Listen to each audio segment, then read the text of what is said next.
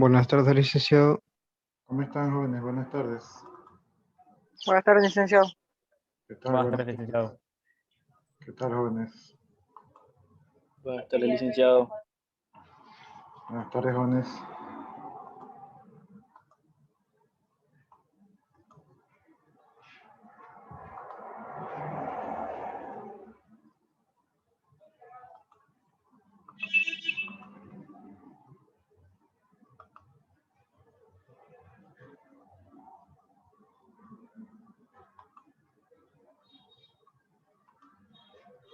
Buenas tardes, profe, ¿cómo está? ¿Cómo están, jóvenes? Buenas tardes.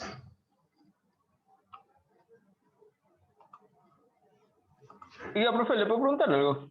Dígame. Siempre que entramos a clase veo que la pizarra de atrás suyo siempre está rayada. ¿Ya? ¿Y que es por lo que le da clases a otros cursos y usa la pizarra? Cuando recién comencé, o mejor dicho, el periodo pasado, les daba clase acá en la pizarra, pero me pareció que no se observa bien. Entonces, a veces doy explicaciones. Por ejemplo, mi hijo también estudia sistemas. Entonces, a veces le doy explicaciones y uso la pizarra para explicarle. O a veces les doy explicaciones a ustedes, pero en el periodo pasado lo usaba un poquito más.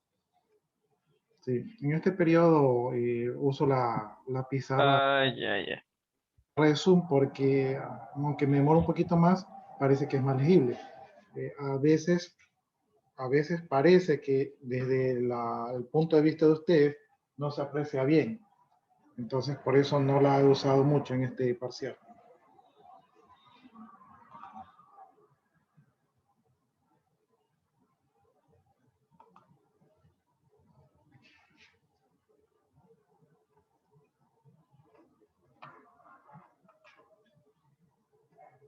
Todavía están ingresando sus compañeros. Eh,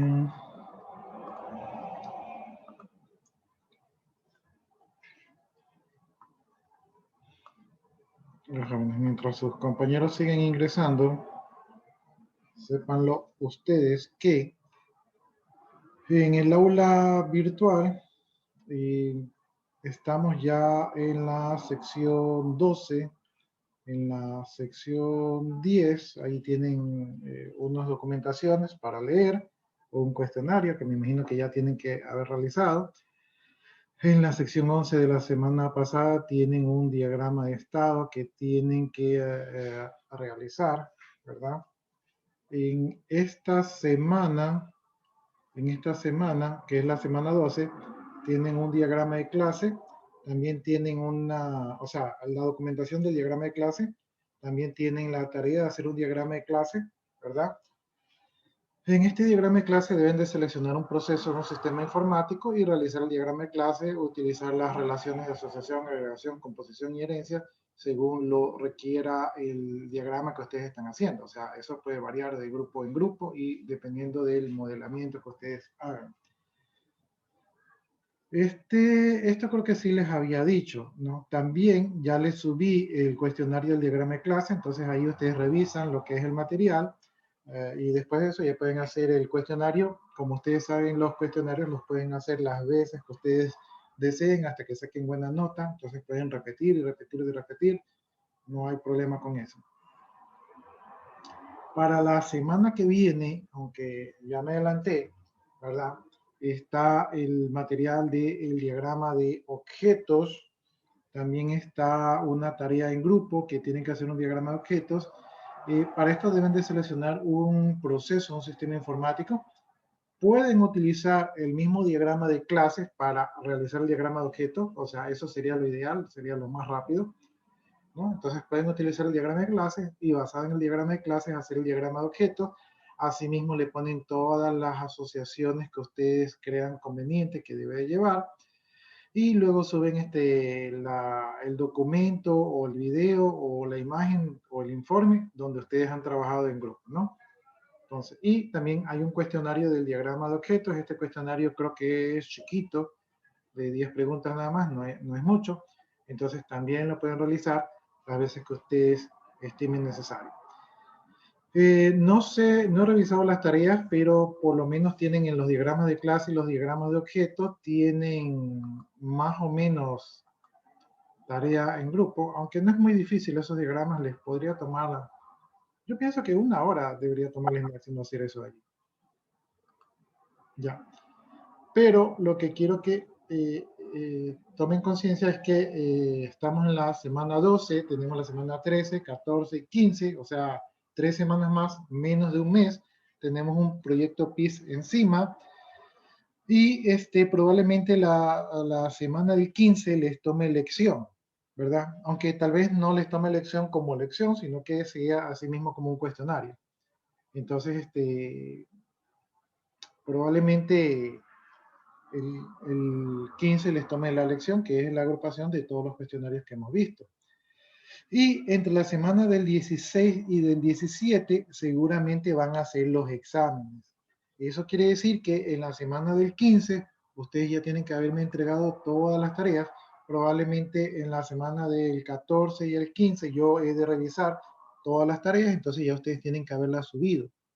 ¿Sí? Entonces les queda menos de un mes. Yo diría que les queda 2 semanas para ponerse al día.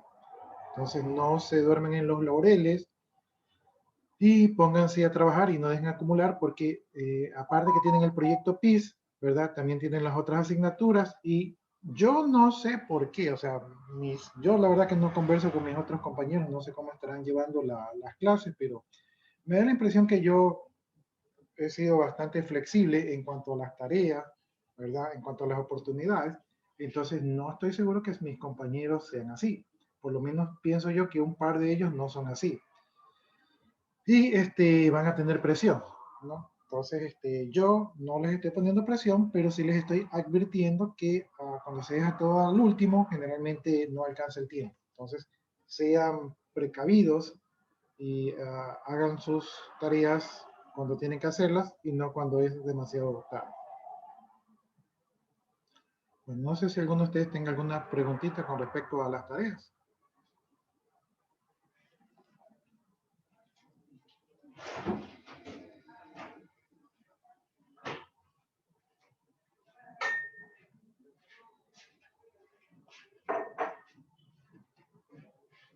No, para avisar nada.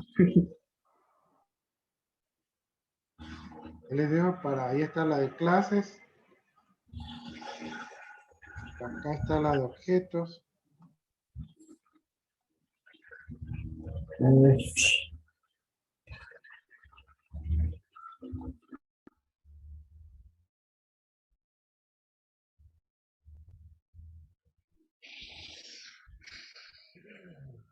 Ya, bueno, entonces como ya revisaron y no hay, se me vino por acá. Ya, como no hay comentarios con respecto a esto de aquí, asumo que estamos claros, ¿verdad? Y la guerra está avisada, por lo tanto, ya están en su hora aviso. No muere, soldado. Yo ya les había dicho de que cuando ustedes pongan su asistencia, me hagan el favor de poner sus 2 apellidos y sus 2 nombres, porque cuando ustedes me ponen presente, presente, presente, me toca editarlo, ¿no? Entonces, ustedes pueden y se acuerdan, ayúdenme con eso de allí.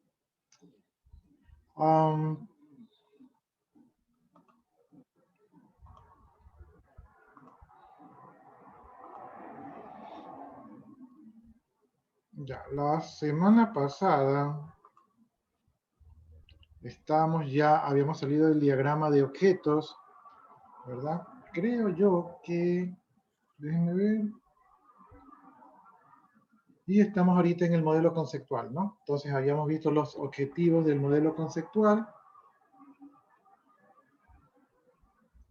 habíamos visto qué era el modelo conceptual, las técnicas que se suele utilizar como para diseño de base de datos, para conocer el dominio del problema. Habíamos visto que esto de aquí se suele utilizar en la fase de análisis y nos va a servir también para la fase de diseño. Entonces estamos en los inicios de la etapa de desarrollo. Realmente la etapa de desarrollo sí, sí pueden meterse el análisis y el diseño, ¿no? Pero desarrollo como tal es cuando ya ustedes comienzan a codificar.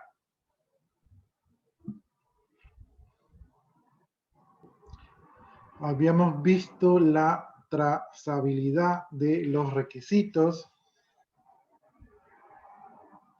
Entonces, esta trazabilidad respondía a los requerimientos de información, ¿verdad? Y también respondía a las reglas del negocio. Entonces, eso allí tenía que estar esquematizado. Eh, tengo un problema con el mouse que se me regresa, entonces por eso ustedes van a ver que se baja, se sube, se baja, se sube, es porque el mouse está como que se salta, como que va bajando y ¡pum! Se regresa de nuevo.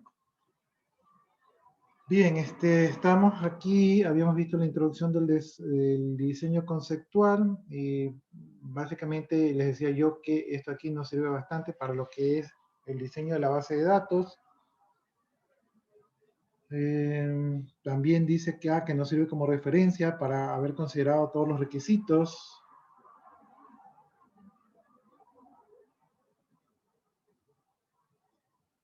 Y también habíamos hablado de que si los requisitos no se pueden mostrar, pues entonces igual hay que apuntarlos ahí como una nota. En los modelos conceptuales, no estoy seguro si esto aquí lo vimos. En los modelos conceptuales, ¿verdad? Vamos a nosotros a representar los datos y entre las características que vamos a representar de estos datos son la expresividad, es decir, que este modelo debe ser suficientemente expresivo para poder representar los conceptos del mundo real y las asociaciones que pueden existir en este conceptos.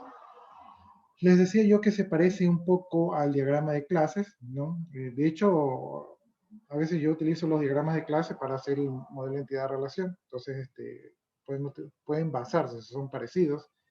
La simplicidad, el modelo tiene que ser simple para que los usuarios puedan entender el modelo. Generalmente el modelo conceptual se lo suele enseñar a usuarios y los usuarios lo entienden, ¿no? Sin haber tenido una preparación en informática lo suelen entender. Tiene que ser una representación diagramática, es decir, que se tiene que utilizar una notación que sea fácil de entender y que sea útil para poder visualizarlo. Y tiene que tener formalidad, es decir, que lo que se representa allí tiene que ser preciso y formal. Y lo que se debe evitar, tanto en este diagrama como en la mayoría de los diagramas, es evitar ambigüedad. Es decir, que el diagrama diga una cosa y por otro lado diga otra cosa y que esas cosas se contradigan, ¿no? Ya, yo creo que habíamos avanzado más o menos por aquí. Déjenme ver por acá. Ya, entonces habíamos conversado también que este modelo conceptual es un modelo de alto nivel independientemente de la tecnología. Es decir, que yo todavía no decido qué lenguaje de programación, qué motor de base de datos voy a utilizar, sino que voy a hacer primero mi modelo y luego veo qué es lo que más me gusta de tecnología para aplicar este modelo. Entonces, cuando nosotros aplicamos este modelo conceptual, dice aquí que para los diseñadores de base de datos permite concentrarse más en las propiedades, en las asociaciones y en las restricciones, sin tener que preocuparse de la implementación, ¿verdad? Y de la particularidad que puede tener algún gestor de base de datos, ¿no? Aunque la mayoría de los gestores de base de datos son bastante similares. Dice que una vez que tenemos este esquema, este se va a convertir en un elemento estable del contenido de la base de datos, es decir, que este va a ser como nuestro mapa de la base de datos y va a ser bastante seguro seguirlo. Esto ya se mencionó que es un modelo independiente de las tecnologías específicas y que permite una mayor expresibilidad y un carácter de generalidad que podemos tener con este modelo.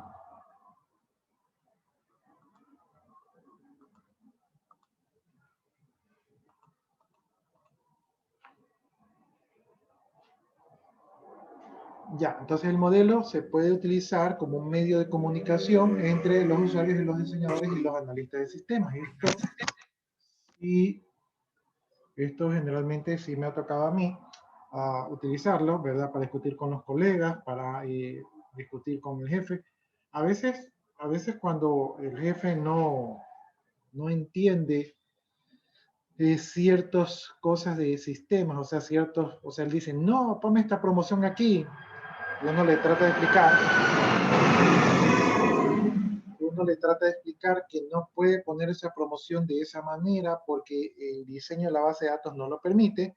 Entonces, cuando uno lleva su modelo conceptual, ahí a veces le queda un poco más clara la película, ¿no? Entonces,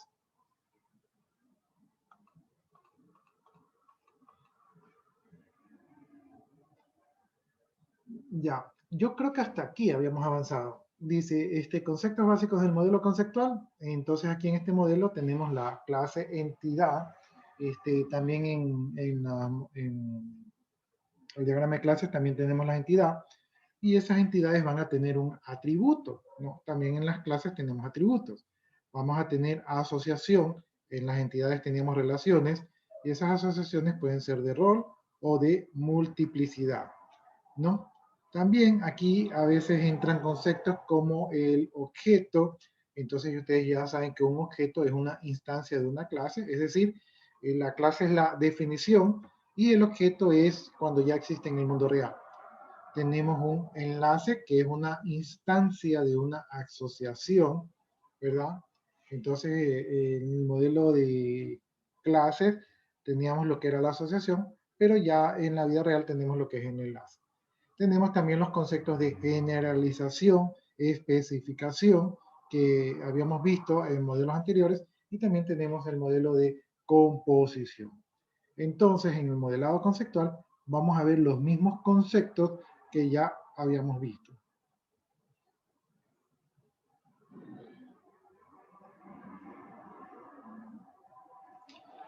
Ya, entonces aquí tenemos lo que es una entidad, ¿no? Recuerden ustedes que este modelo conceptual también se lo suele denominar modelo entidad-relación.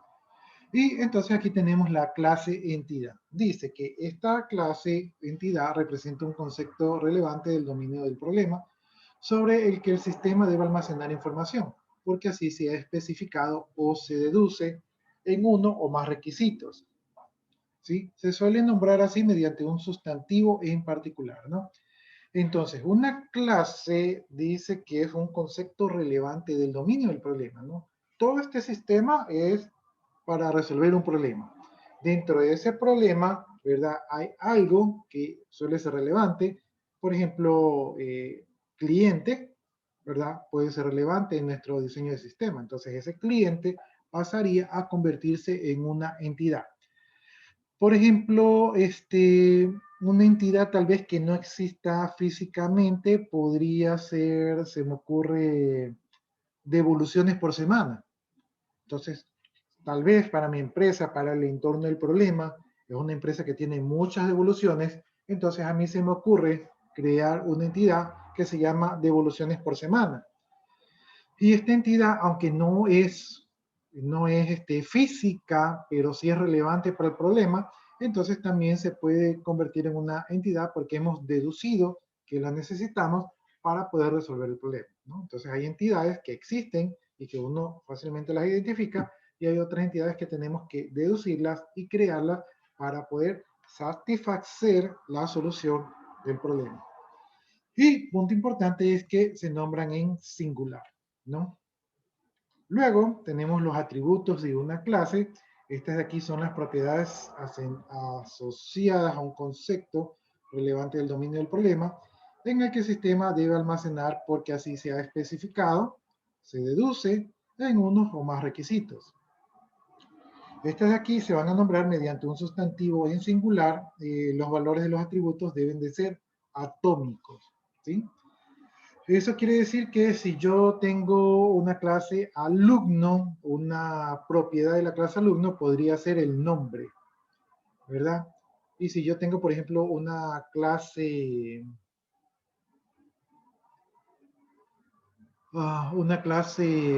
materia, ¿verdad? Entonces, si la clase materia tiene una propiedad que se llame curso, solamente puede tener una propiedad que se llame curso y no puede tener una propiedad que se llame cursos, ¿sí? Es decir, tiene que tener valores atómicos, ¿no? Una clase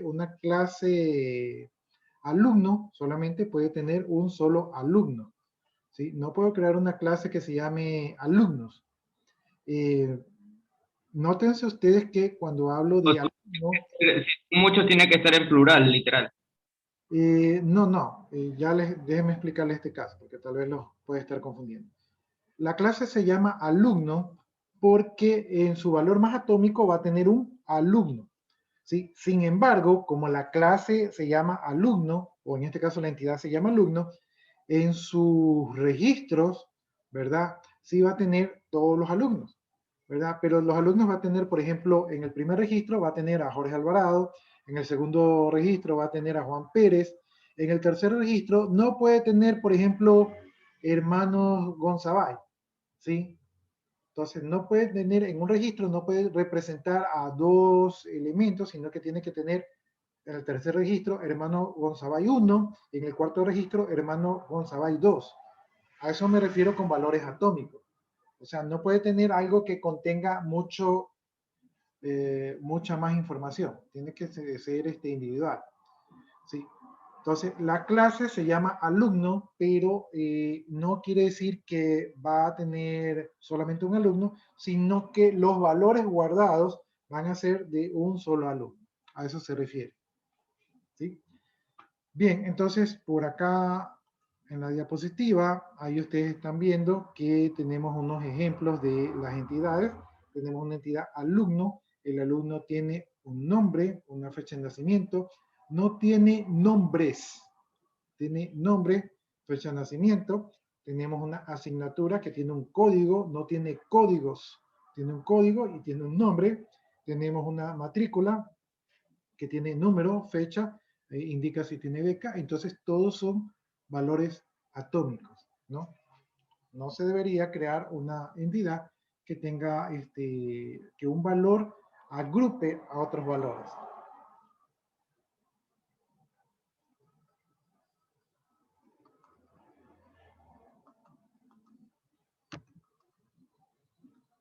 Ya, entonces ahora vamos a tratar con el tema de la asociación entre las entidades. Entonces aquí dice que se va a representar algún tipo de relación entre dos o más conceptos relevantes del dominio del problema. O sea, cuando se refiere a conceptos relevantes del dominio del problema, se refiere a las entidades que participan. Se debe conocer por qué así se ha especificado o se deduce o en uno o más requisitos. Es decir, que basados en el levantamiento de la información, ¿verdad? Alguien nos ha dicho, es que la asignatura se relaciona con la matrícula. Entonces, eso es porque alguien nos dijo. O porque así se deduce, porque yo digo, a ver, si tengo una matrícula y si tengo una asignatura, se tienen que relacionar entre sí. Lo acabo de reducir, ¿verdad? O porque de repente algún usuario dijo, no, es que la matrícula se debería relacionar con la asignatura. Y otro usuario dijo, es que cuando hay una asignatura hay una matrícula. Entonces lo hemos deducido de los requisitos, ¿no? Entonces, cuando nosotros ponemos las asociaciones, son porque todo esto lo sacamos, incluso las entidades, ¿verdad? Todo lo sacamos del levantamiento de la información. Esto de aquí se nombra mediante un verbo en tercera persona del singular y las preposiciones que hagan falta. Y deben formar una frase con sentido al leerla con los roles, ¿no? Por ejemplo, aquí tenemos la asignatura, ¿verdad? Y aquí tenemos la matrícula. Entonces, la asociación es que la asignatura aparece en la matrícula, ¿no? Y aquí tenemos una relación, ¿verdad? De que una asignatura puede estar en muchas matrículas. ¿Pero cuántas? Pueden estar entre 0 y muchas pueden estar en una matrícula. ¿Sí? Mientras tanto, ¿verdad? Una matrícula puede estar entre 0 y muchas asignaturas. Entonces, esta es una relación de 0 a muchos, ¿no? O sea, o de ninguno a muchos, ¿no? Entonces, la asignatura puede estar en la matrícula, puede estar en muchas matrículas o puede estar en ninguna matrícula. Y una matrícula, ¿verdad? Puede estar en muchas asignaturas, puede estar en una asignatura o puede estar en ninguna asignatura. Y entonces la relación que se ha realizado aquí aparece en una asignatura, aparece en una matrícula. Y noten aquí cómo está un verbo, ¿verdad? En singular y en tercera persona. Entonces, esta sería la asociación que existen entre estas dos entidades. Como ven, se parece bastante a lo que es un diagrama de clases.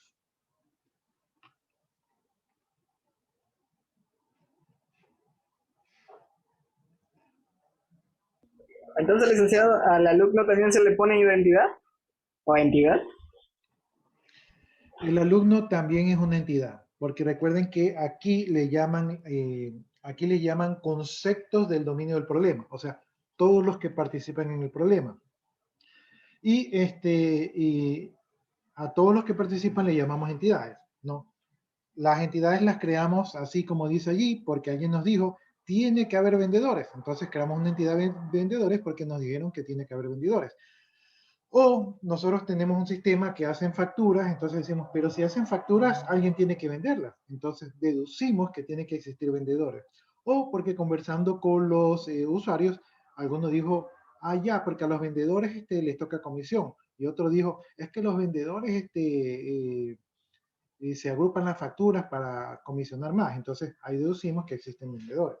Entonces, todo esto lo sacamos del levantamiento de la información.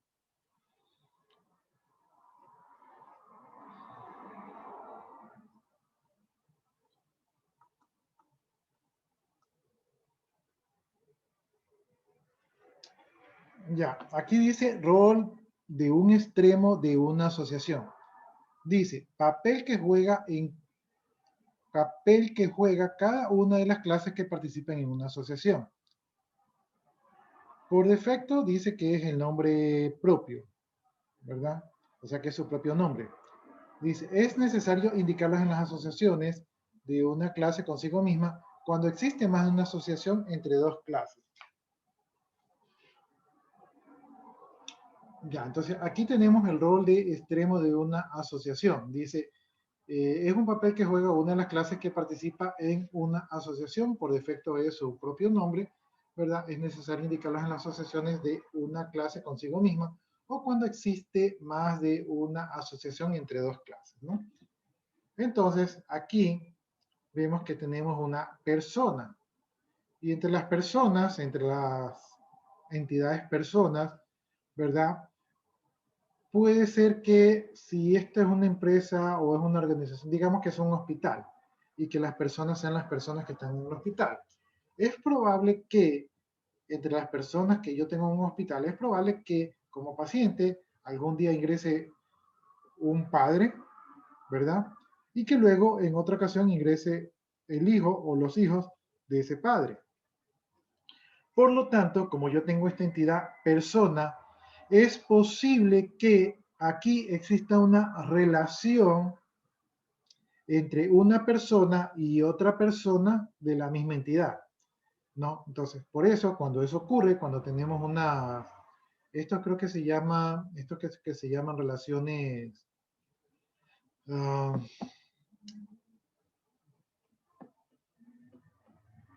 se me fue el nombre.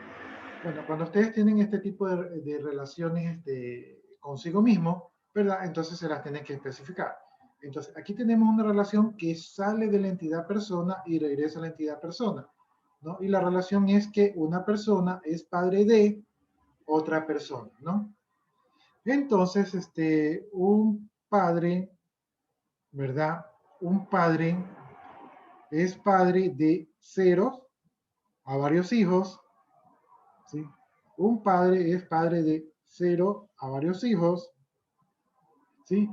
Y un hijo, ¿verdad? Tiene 0 o máximo 2 padres, ¿sí? Entonces es una relación redundante, o sea, hay una relación consigo mismo. Repito, si aquí está registrado el padre y el hijo, entonces la persona padre es padre de una persona hijo y puede tener de 0 a varios hijos. Y en cambio, visto desde el otro sentido, un hijo, ¿verdad? Puede ser hijo o puede tener de 0 a 2 padres, ¿no? Ahora, Si ya se ponen a ver otras cosas, como que si son adoptados, o es el padrastro o algo de eso, ya eso tendrían que definirlo en el levantamiento de la información, si es que eso es posible o no.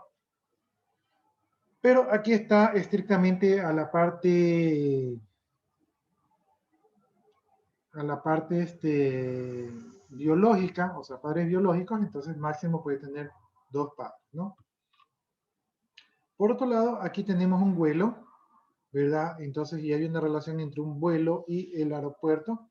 Entonces dice que un vuelo sale de un aeropuerto, ¿verdad? Entonces aquí está la salida y aquí está el origen, ¿verdad? Un vuelo sale de un aeropuerto, pero en este caso podemos leer que varios vuelos pueden salir de un mismo aeropuerto. Entonces puede ser una relación de uno a muchos. No, visto desde el punto de vista del aeropuerto, es que un aeropuerto puede tener muchas salidas de vuelo, ¿no? Entonces, un vuelo sale de un aeropuerto puede tener muchas salidas de vuelo. Esta vendría a ser una relación de, Muchos aún. podríamos ponerle de 0, porque si el aeropuerto está cerrado no sale vuelo. Entonces puede ser una relación de 0 a muchos. Ahora veamos por acá la otra relación. ¿Sí? Dice que un vuelo puede llegar a un aeropuerto. Un vuelo puede llegar a un aeropuerto. Esa es una relación de 1 a 1, ¿verdad? Y a un aeropuerto pueden llegar varios vuelos, ¿sí? Entonces aquí también tenemos una relación de 1 a muchos, ¿no? Entonces, en general, esta es una relación de 1 a muchos. Lo que es llegada, el vuelo de ley tiene que llegar al aeropuerto, ¿verdad? Porque si no llega al aeropuerto se estrella. Entonces aquí sí se debería hacer que el aeropuerto tenga una relación de 1 a muchos, ¿no? Mientras por acá, si el vuelo no sale, o sea, el vuelo podía no salir, es una relación de 0, ¿verdad? De 1 a muchos, ¿no? De 1 a muchos está bien. Entonces tenemos este tipo de relaciones, ¿no? Entonces, aquí, esta es una relación, ¿cómo es que les decía yo? Ya se me fue la palabra que les dije hace un momento. Y acá especificamos las dos relaciones porque aquí tenemos las dos relaciones porque la una relación es de salida de vuelos y la otra relación es de llegada de vuelos. Entonces, maneja dos roles de relaciones allí. Y acá tenemos una relación recursiva, esa es la palabra que se me olvida, entonces tenemos que especificar la relación recursiva.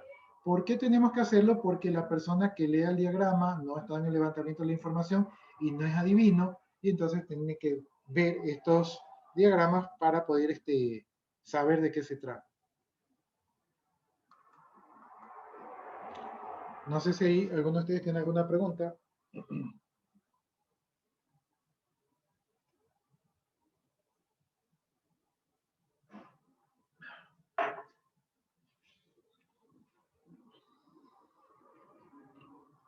La tarea de la semana 13 va a ser hacer un diagrama de entidad de relación. Pueden hacerlo de su proyecto PI si desean, o pueden hacerlo del proceso que ustedes han venido haciendo, que no les he revisado, por cierto. Ah, ya, pro.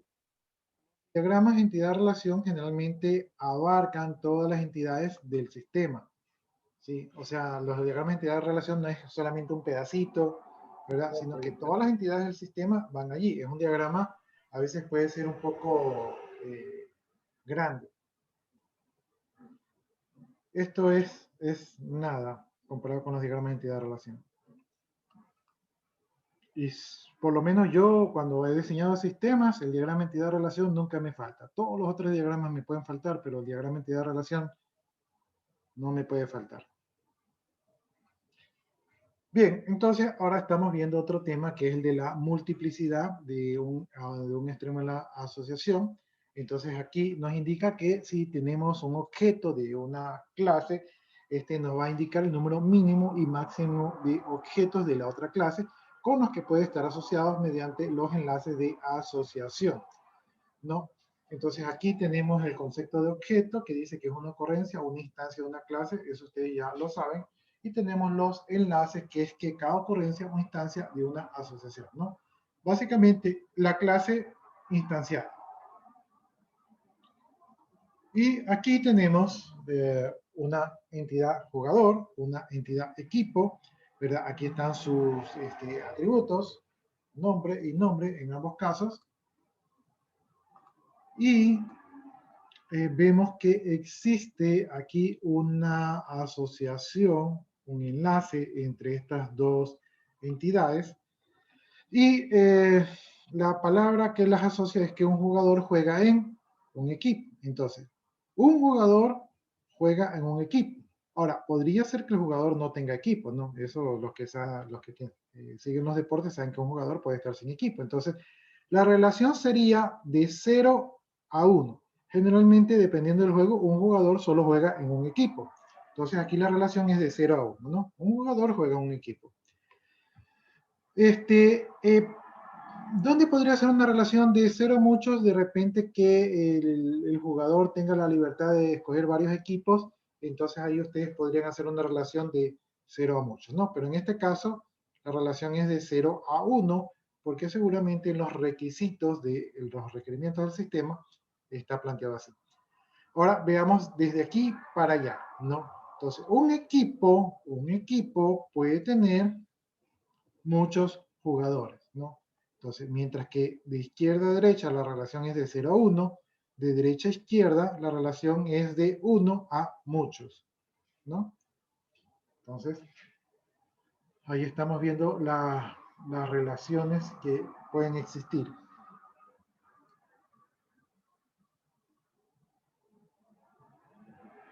Ya, aquí tenemos un diagrama conceptual que está un poco más grandecito.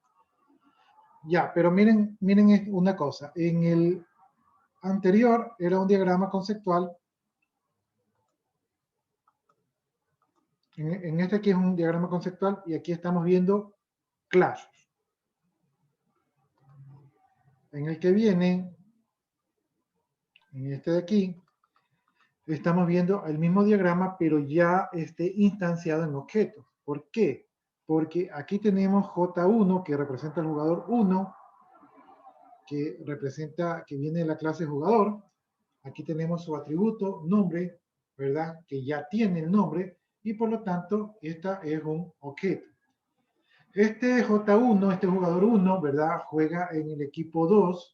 Entonces aquí dice que jugador 1 juega en el equipo 2, o sea, el E2, que es un objeto de la clase equipo, ¿verdad? Y este equipo tiene hasta nombre, se llama CRCD.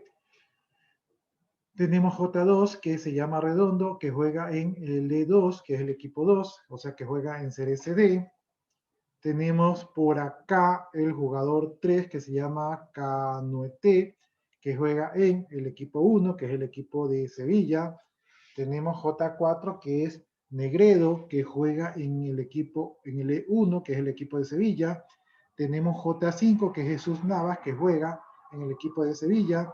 Y tenemos un J6, que es Luis Fabiano, que no juega en ningún equipo. ¿Sí? Entonces, esto de aquí que estamos viendo ya sería una instancia, ¿verdad?, del modelo conceptual. O sea, estamos viéndolo a nivel de objetos.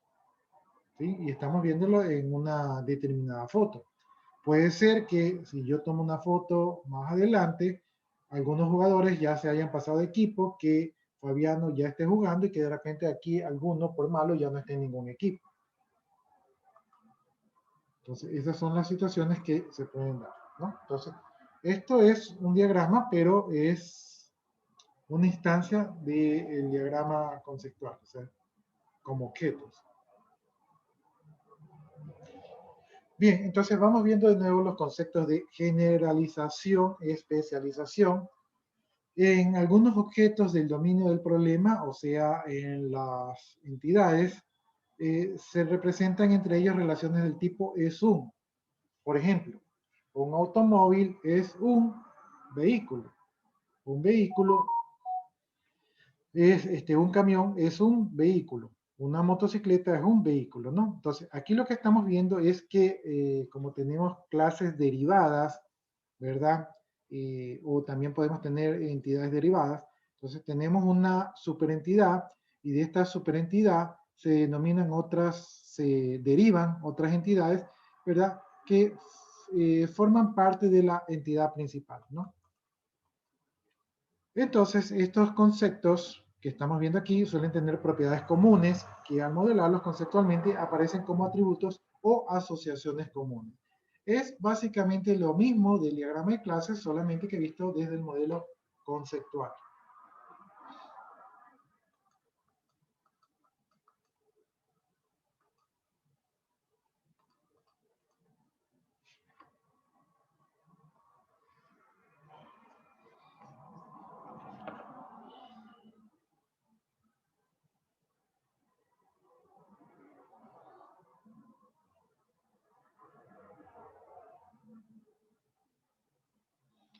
Déjenme, déjenme un segundo.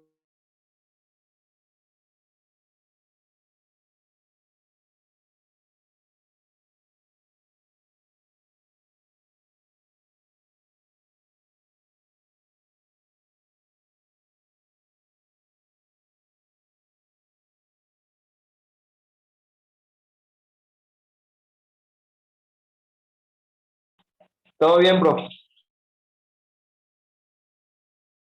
Es que estoy aquí, me han enviado un mensaje de voz y no sé si es importante. Denme un segundito.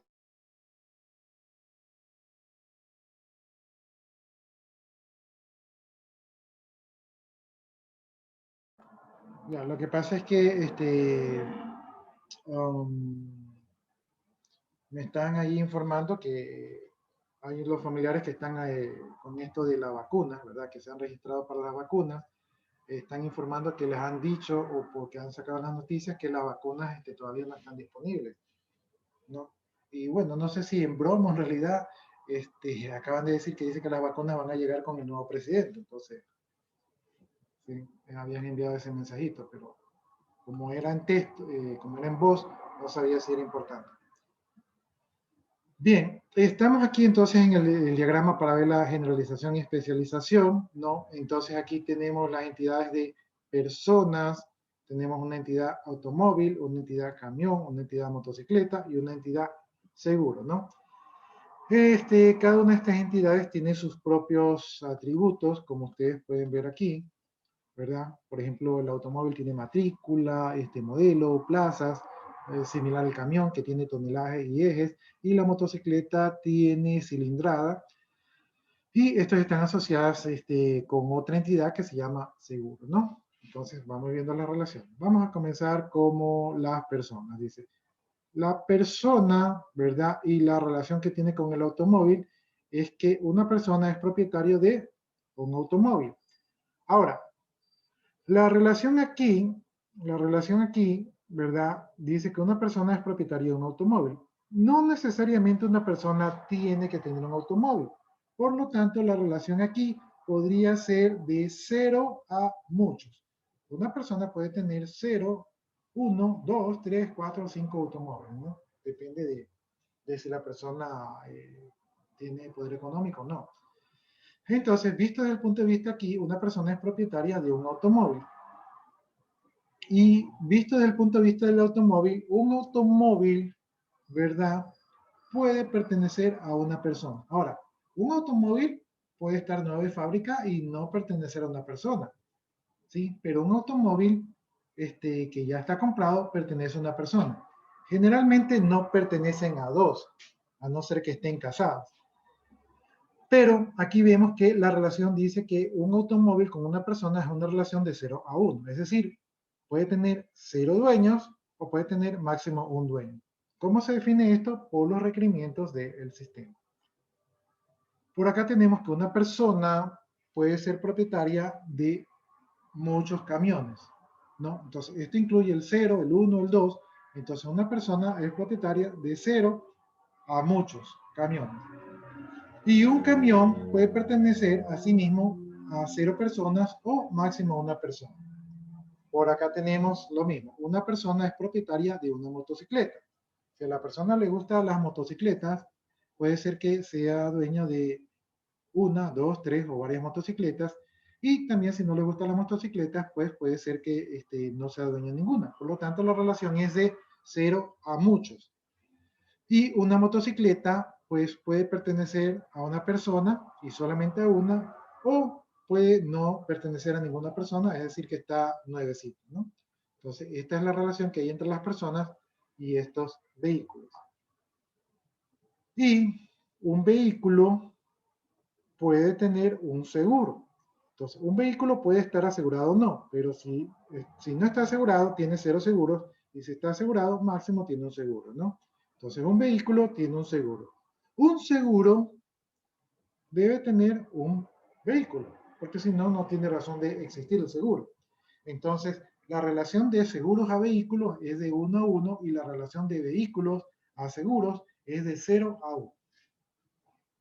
Lo mismo pasa con el camión. Un camión puede tener de 0 a un seguro, mientras que un seguro debe pertenecer a un camión. Entonces, del camión al seguro es una relación de 0 a 1, del seguro al camión es una relación de 1 a 1.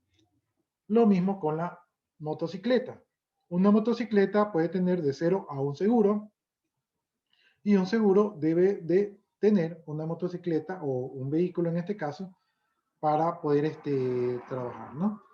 Entonces, estas son las relaciones que tenemos aquí.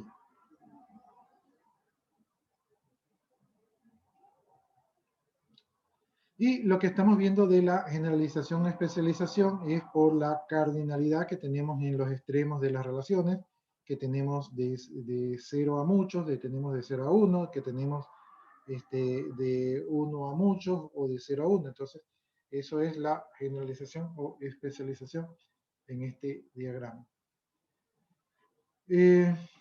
Ya, dice aquí, la clase más general, o sea, la primera, ¿verdad? Como vimos anteriormente que era vehículo, esa se denomina la superclase. Y esta contiene todas las propiedades, atributos y asociaciones comunes que son heredados por las clases más específicas o también denominadas las subclases. Todas las instancias de las subclases se consideran también instancias de la superclase. La generalización es una relación transitiva y asimétrica, ¿no? Entonces, ese es el dato que tenemos allí.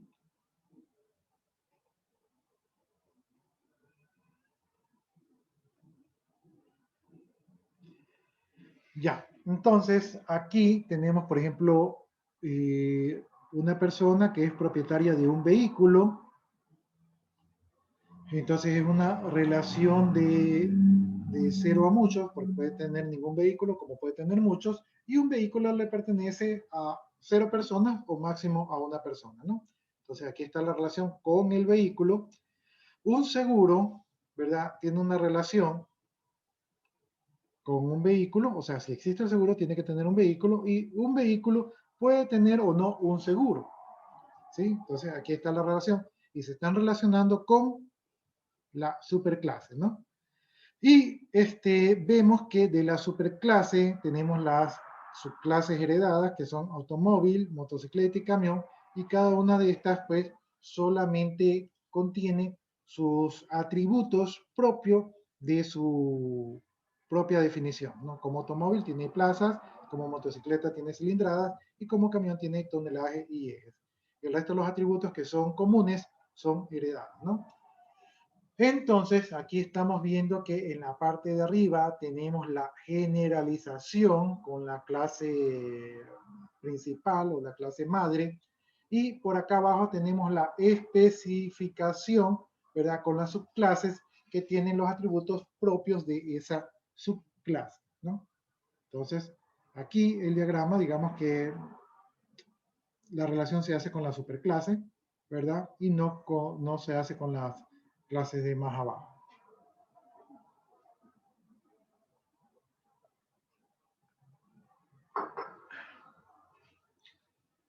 Ya, entonces esta sería otra manera que ustedes diseñen su modelo conceptual.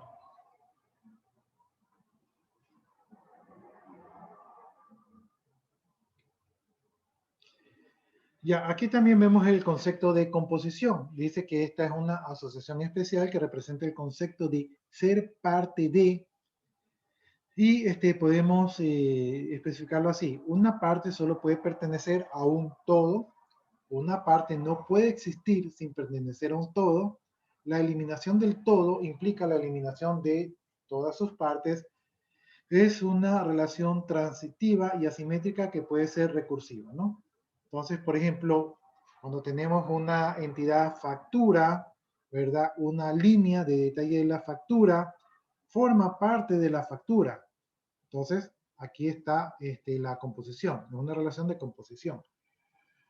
Si la factura no existe, la línea de detalle de la factura no existe, ¿no? Cuando se desaparece la factura, desaparece la línea de factura, ¿no?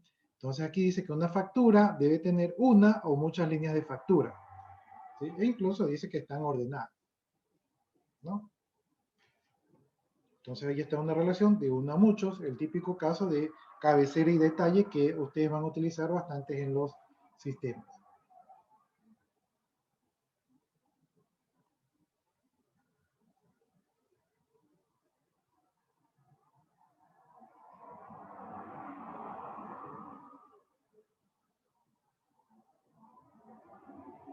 Ya, no sé si está allí, alguno de ustedes tenga alguna inquietud o comentario.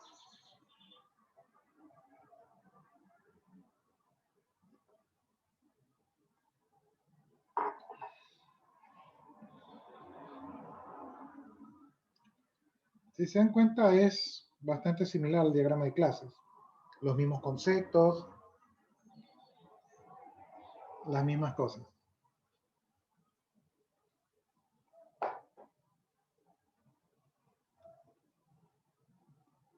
Inquietudes, jóvenes.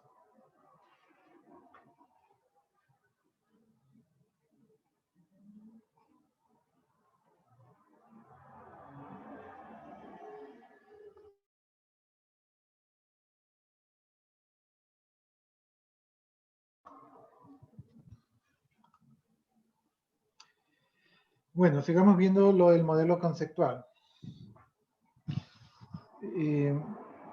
Ya, dice aquí que antes de que definamos el modelo de estáticos o de clases, ¿verdad? O sea, antes que lleguemos a ese modelo estático de clases, va a ser necesario definir el modelo conceptual.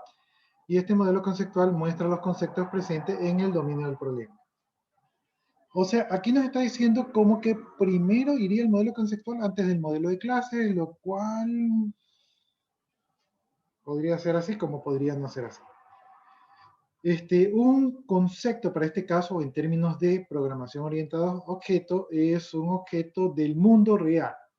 Es decir, que nuestro modelo conceptual tiene que sacar cosas del mundo real. Es decir, la representación de las cosas del mundo real. O sea, que nuestras entidades van a representar cosas del mundo real. Y no de componentes de software. Por ejemplo, yo no podría poner aquí el sistema, ¿sí? Una clase que se llama el sistema. Dice, en este modelo, en él no se definen operaciones o métodos, ¿no? Entonces aquí no hay operaciones ni métodos. En este modelo se pueden mostrar los conceptos, los atributos de los conceptos opcionalmente y la relación o asociación entre ellos. Informalmente podríamos decir que un concepto es una idea, cosa u objeto. Para descubrirlos debemos de analizar los sustantivos en las descripciones textuales del dominio del problema, es decir, de la descripción del sistema, de los requerimientos y de los casos de uso. Aquí sí menciona los casos de uso. Ya. Más o menos lo que nos está explicando aquí es cómo debemos nosotros deducir las entidades que van a formar parte del modelo conceptual.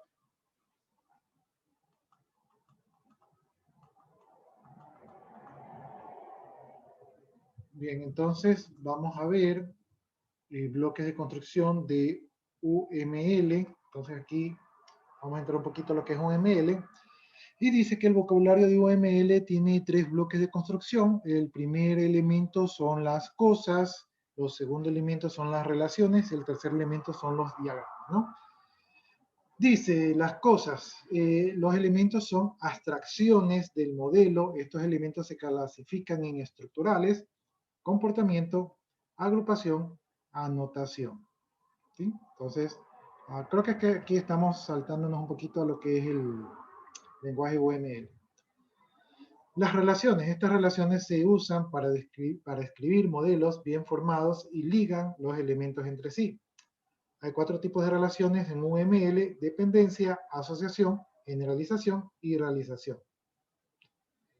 Y los diagramas, dicen los diagramas, es la representación gráfica de un conjunto de elementos más frecuentemente representados como una gráfica conectada de vértices, objetos y arcos relaciones. Los diagramas se utilizan para visualizar un sistema de diferentes perspectivas. UML incluye 9 tipos de diagramas.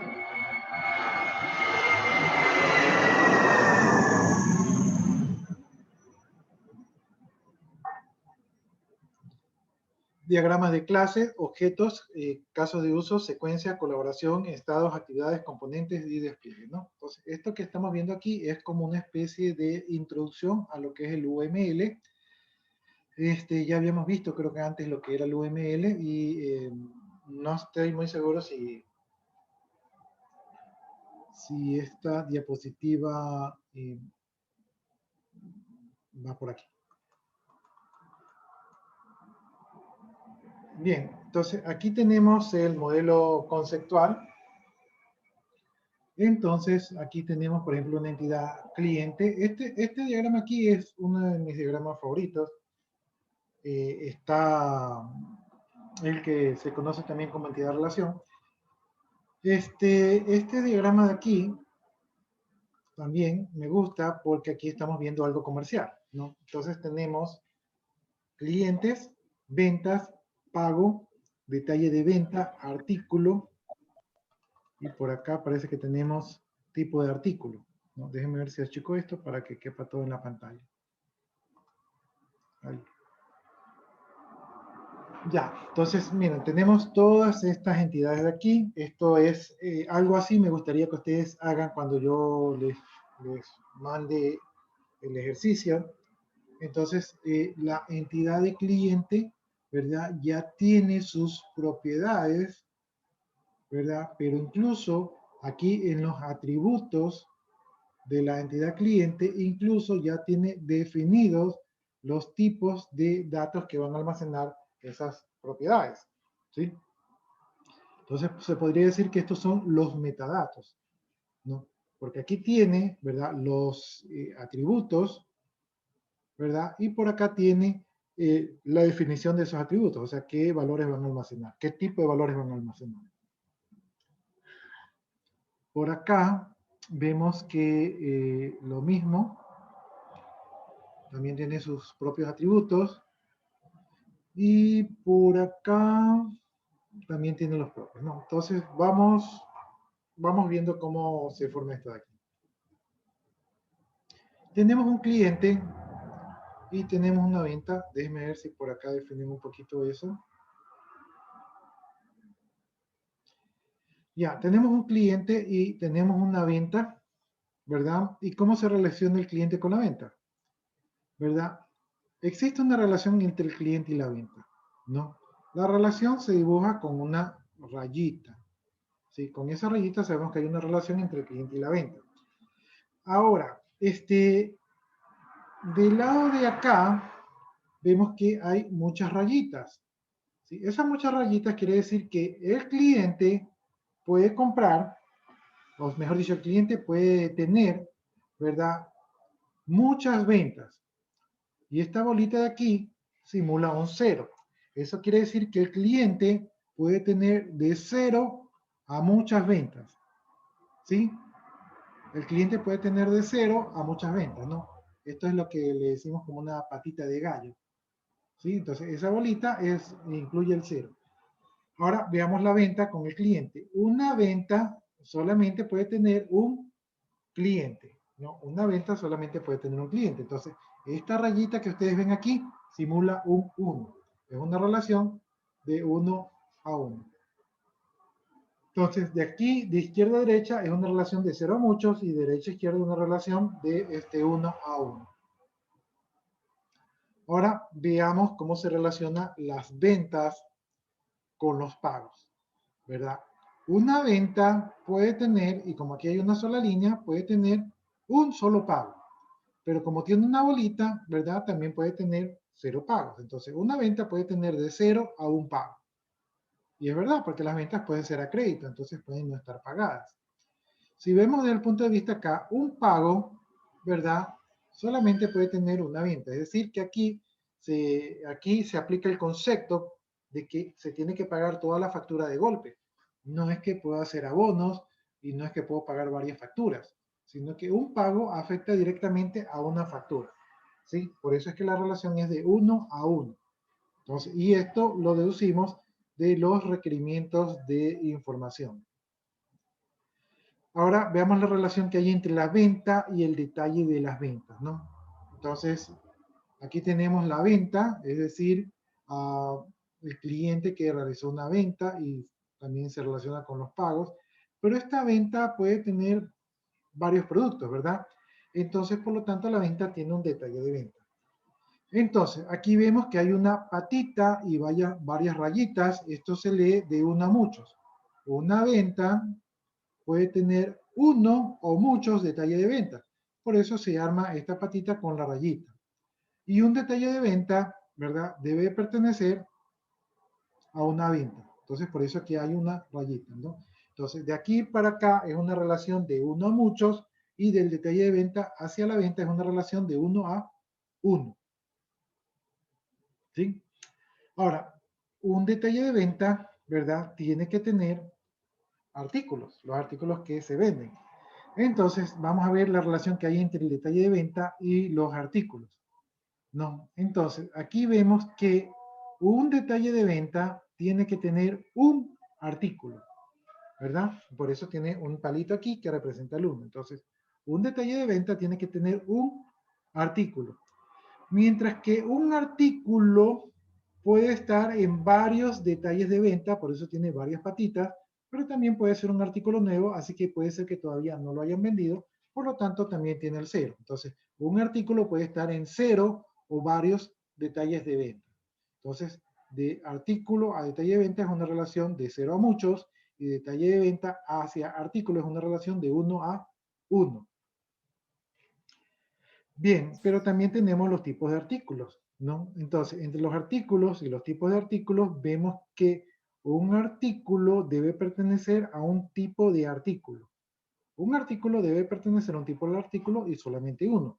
Mientras que un tipo de artículo, ¿verdad? Puede contener o puede tener clasificado a varios artículos, pero también puede ser que algún artículo no esté en ese tipo de artículo, así que puede tener de 0 a varios artículos, ¿no?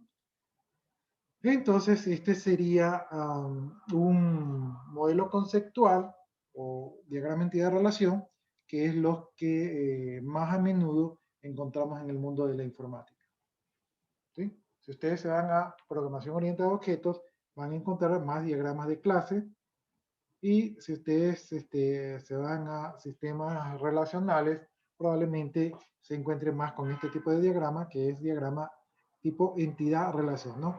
Aquí están las entidades, ¿verdad? Y aquí están las relaciones entre las entidades. No sé si ahí tienen alguna consulta o pregunta.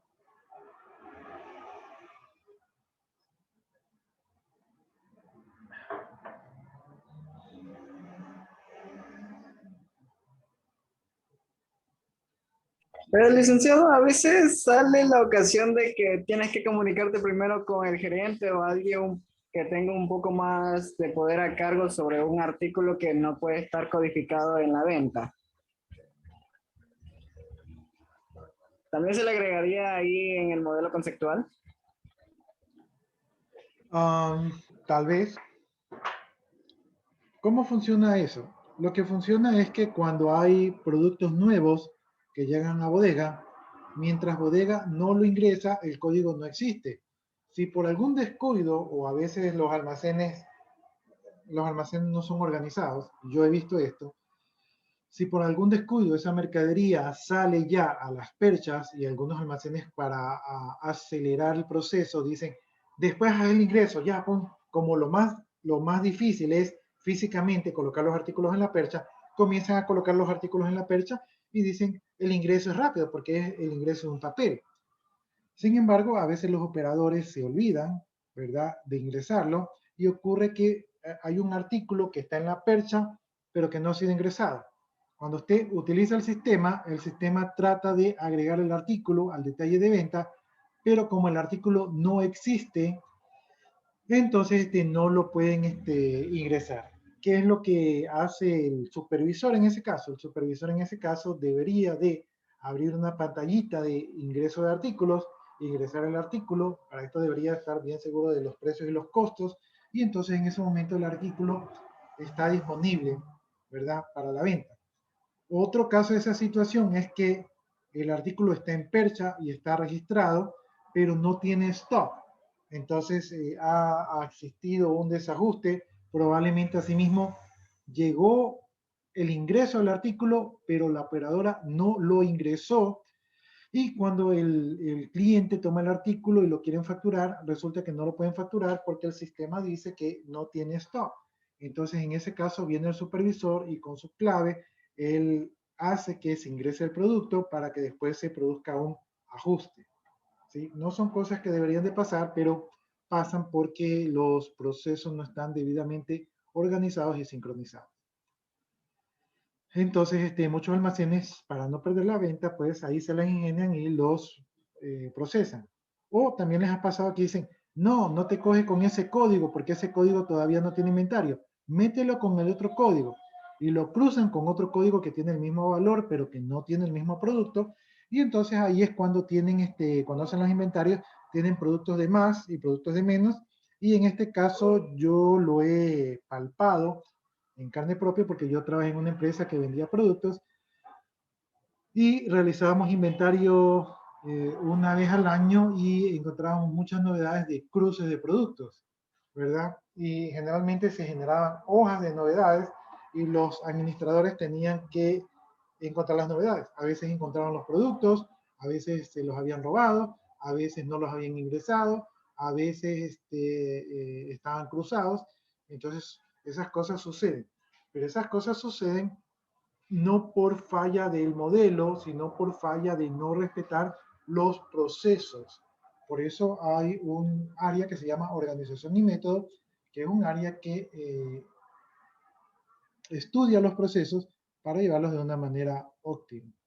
Entonces, si es algo que ocurre mucho en la empresa, que tienen que estar ingresando los códigos, ustedes en su análisis deberían de tratar de ver por qué se da la situación.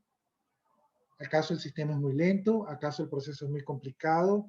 ¿Acaso tienen mucha presión de vender y sacan desorganizadamente a la venta? Ustedes tienen que, antes de tratar de meter eso de allí en el modelo conceptual para solucionarlo, tienen que tratar de identificar si ese es un problema que merece ser automatizado o si ustedes están automatizando un problema. ¿Sí? Ustedes no deberían de automatizar un problema, porque se supone que ustedes están allí para diseñar una solución. No están allí para coger algo que se hace mal y automatizar lo que se hace mal. Ustedes están allí para coger algo que se hace mal, ordenarlo, modificarlo, potenciarlo, y una vez que ustedes tienen el modelo exitoso, ahí sí lo desarrollan. Entonces, habría que analizar. Si es algo de lo que no se puede escapar, o sea, es algo que ya escape de sus manos y que va a seguir ocurriendo así, ¿verdad? Porque no hay manera de evitarlo, entonces allí lo automatiza y ahí sí pone algún truco, alguna entidad en el modelo que logre superar ese problema. Pero si es algo que es porque están utilizando mal un método o hay una persona que no está haciendo bien su trabajo, entonces debe atacar por donde está el problema. ¿Sí? El modelo tiene que ser lo más simple y lo más limpio posible. No debe de llenarse con cosas que no son parte del diseño. No sé si ahí le aclaré esa situación.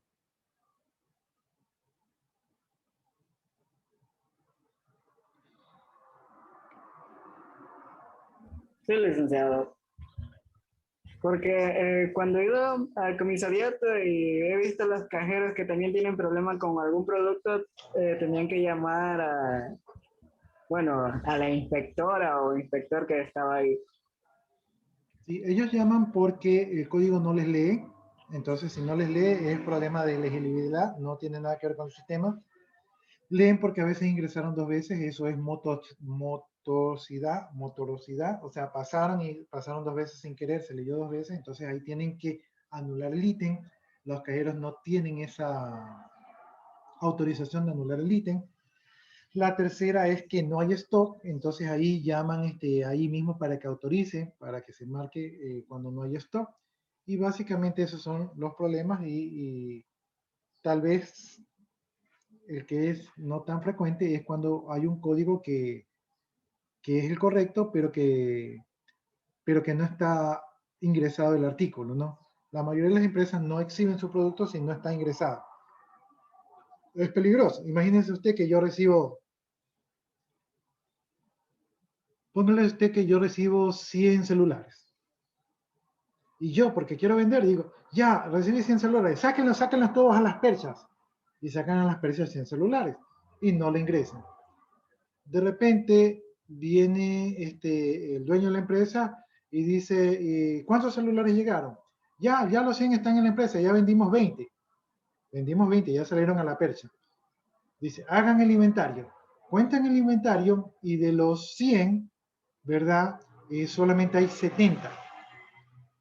Y uno dice, si yo vendí 20 y hay 70, entonces pusimos en percha 90. ¿Qué pasó? ¿Nos llegaron solo 90 o cuando lo sacamos a las perchas nos robaron 10? ¿Qué pasó? ¿Cómo determinamos eso? Realmente no podemos determinarlo porque en bodega no se recibió, no se contó, no se hizo el ingreso. Como no se hizo el ingreso en bodega, porque se lo hizo después en papel, sin físico, y se sacó esos productos y esos productos ya estaban exhibidos, esos productos ya se los pudieron robar y como no estaban inventariados, no sabemos si se los robaron o no, o cuál se los robaron. Tampoco sabemos si llegaron incompletos.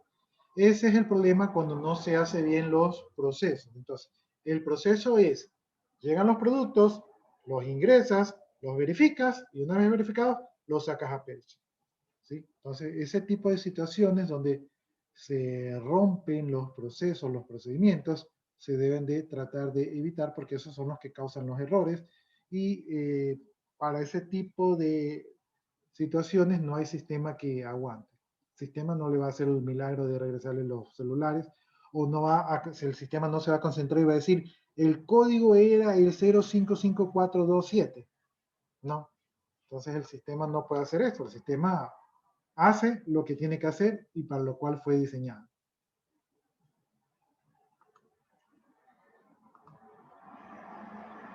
Bien, entonces aquí estamos en el modelo entidad-relación, que es prácticamente el mismo. Entonces dice, preparación de un modelo entidad-relación, identificación de las entidades. Entonces eso ya ustedes ya lo leyeron, ¿verdad? Cómo tienen que hacer. Identificación de las relaciones, también ustedes ven las entidades y ven cómo se relacionan entre sí. Identificación de los atributos, eso también dependiendo de la entidad, saben cuáles son los atributos.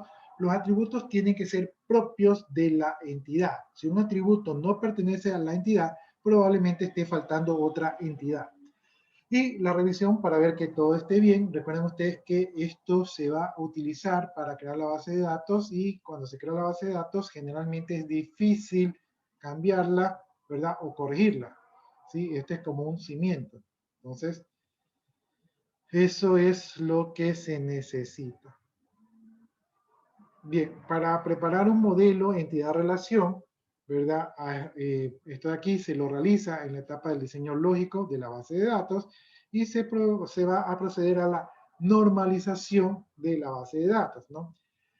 La normalización intuitivamente incluye las 3 normas de normalización, ¿verdad? Entonces aquí tenemos la primera forma normal, ¿verdad? Que dice que todos los atributos de una relación toman valores atómicos. Eso ya lo mencionamos anteriormente. O sea, yo no puedo tener un campo que diga los hermanos Gonzabay.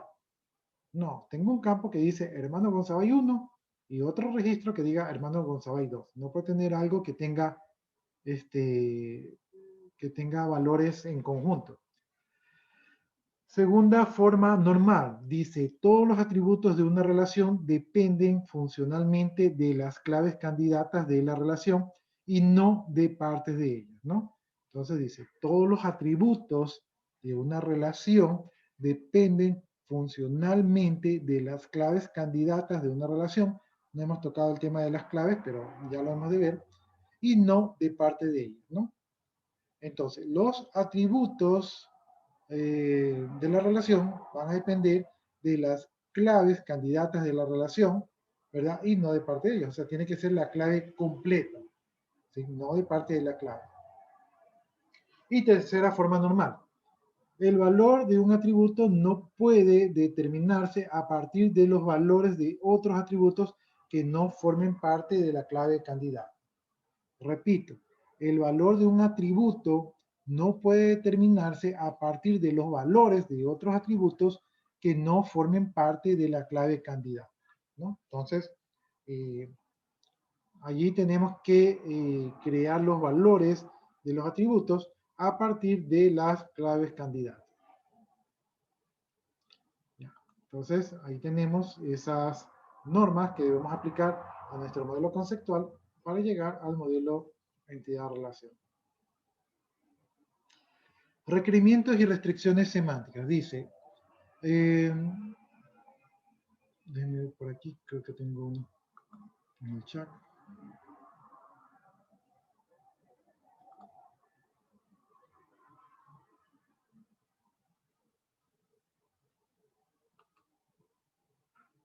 Ahí estaba revisando un ratito el chat. Ya, restricciones semánticas. Dice, hablando, aquí estamos hablando de un modelo, ¿no? Déjenme ver si tengo el modelo más adelante.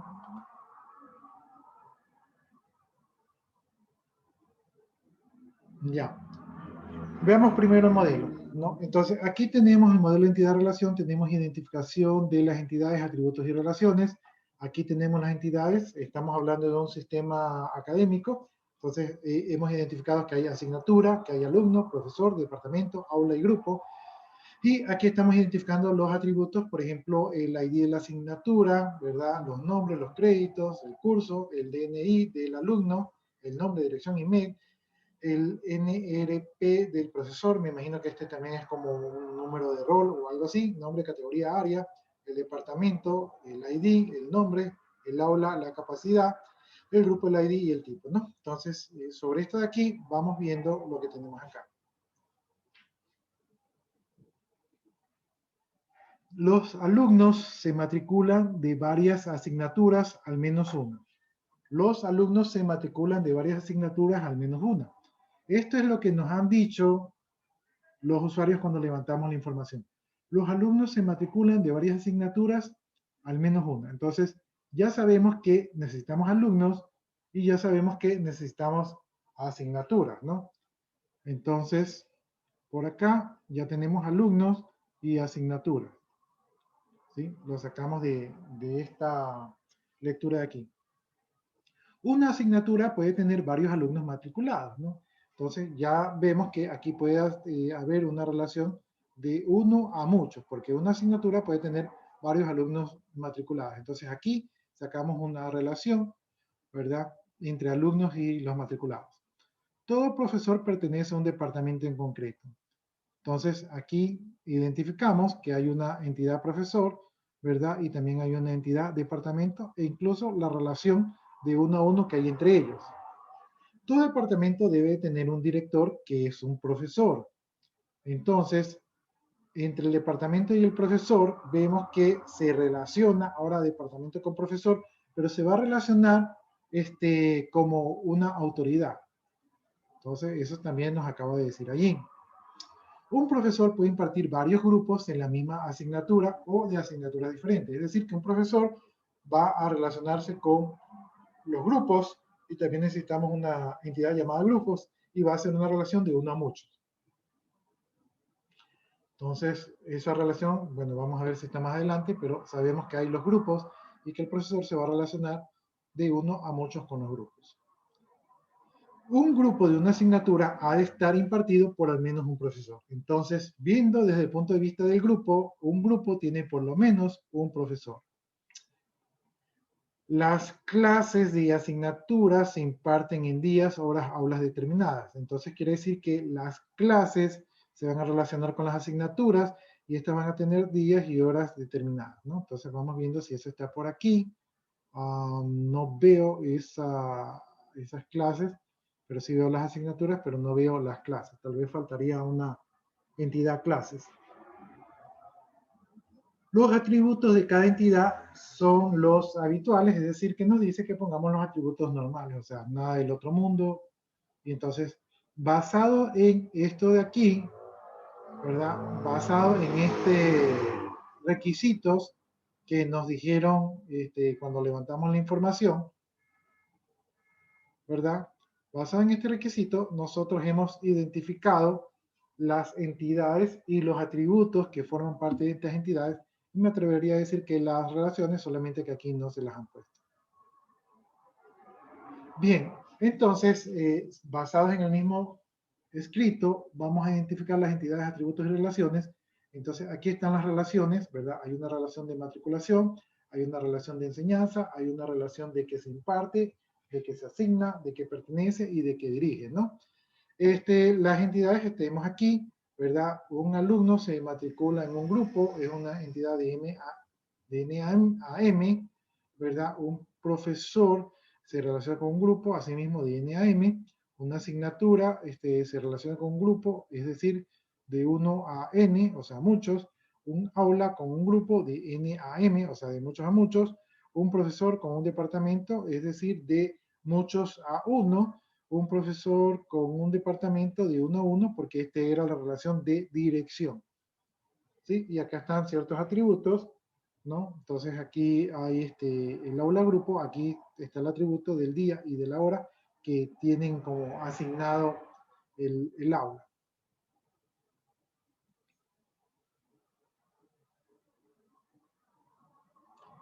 Bien, entonces a partir de todo este desarrollo armamos nuestro diagrama entidad-relación, ¿verdad? Aquí está en notación UML.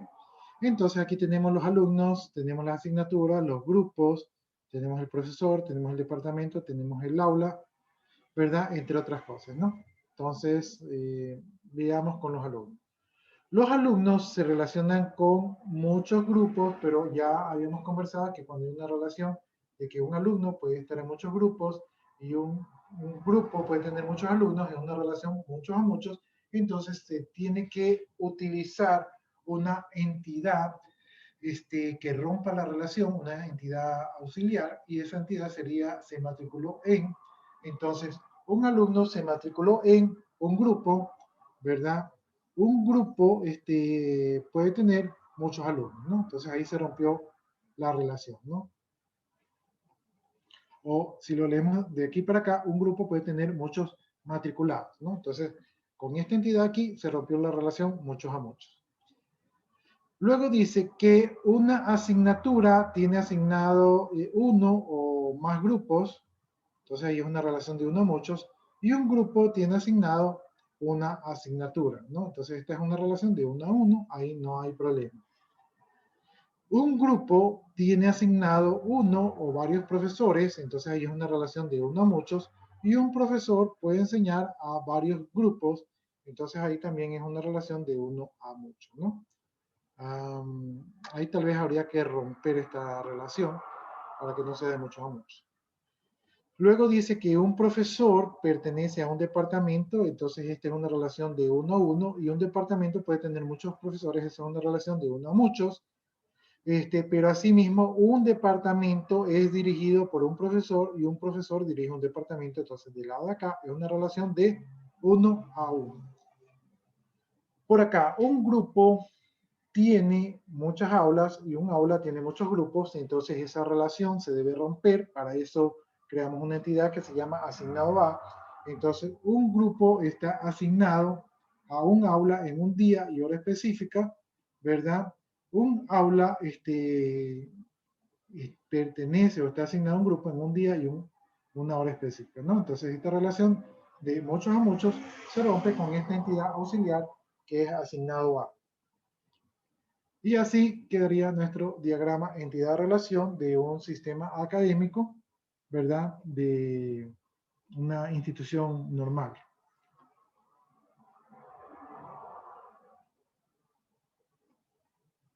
¿Alguna pregunta, jóvenes?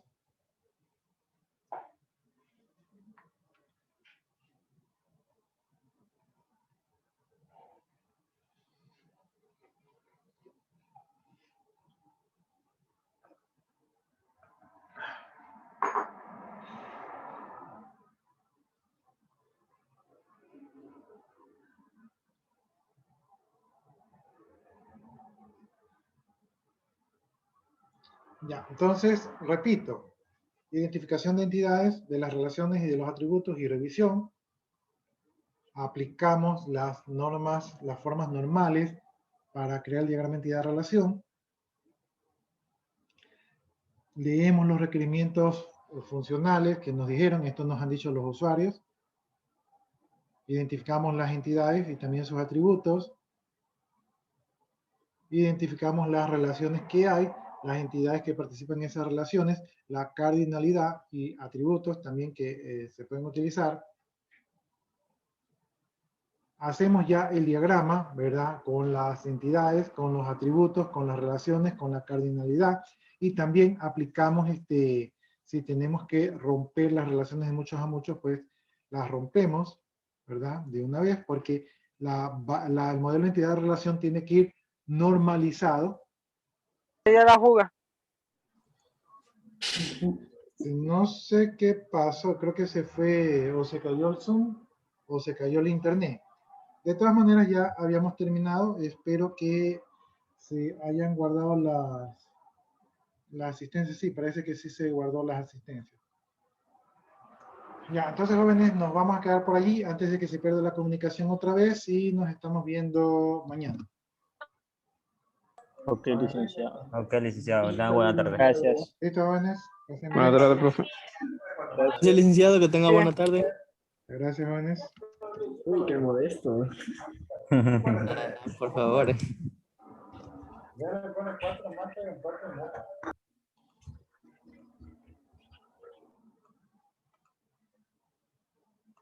Ya copié las asistencias, entonces